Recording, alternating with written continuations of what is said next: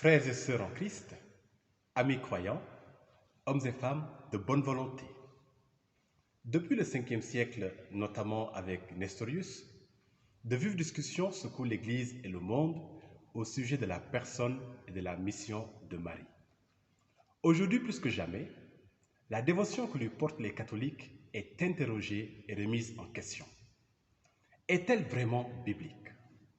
Si Jésus-Christ est le seul médiateur entre Dieu et les hommes, selon la première à Timothée au chapitre 2, verset 5, pourquoi prier Marie?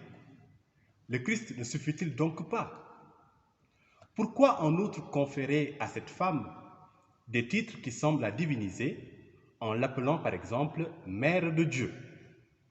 Est-ce que les catholiques n'exagèrent pas un peu au sujet de Marie, que Jésus apparemment se contentait dans les évangiles d'appeler femme? Qu'a-t-elle de si spécial, Marie, pour être vénérée chez les catholiques? Et d'ailleurs, ne l'adore-t-il pas sans le reconnaître?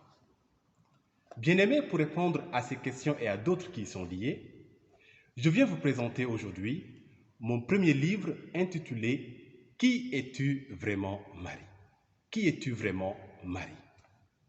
Il a été écrit, et je rends toute la gloire à la Très Sainte Trinité, pour vous conduire progressivement et en profondeur, pas à pas, dans la connaissance de la personne et de la mission de Marie dans l'Église et dans le monde.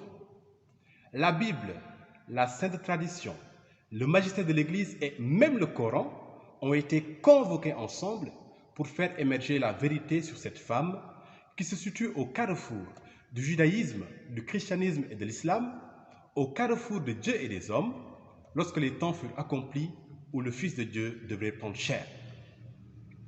Entre débordements et préjugés, ce livre se présente comme un interlocuteur intéressant et intéressé. Vous découvrirez vous-même. Doctrinitatis, qui es-tu vraiment, Marie? Ce livre, que vous pouvez vous procurer à 17 € est disponible en ligne sur Amazon, Fnac, Cultura, etc. et dans plusieurs autres librairies. Prenez-le pour vous-même, pour votre culture et votre piété personnelle. Prenez-le pour votre famille, pour votre apostolat, votre ministère dans l'Église. Prenez-le aussi pour un ami ou une amie qui s'interroge sérieusement au sujet de Marie. Que notre Maître et Seigneur Jésus-Christ vous édifie par ce compagnon entre vos mains et qu'il dissipe toute forme de doute, de débordement, mais aussi de préjugés. À son amour, je vous confie et par sa grâce, je vous bénis. Gloire à la Très Sainte Trinité, maintenant et pour les siècles des siècles. Amen. Bonne lecture.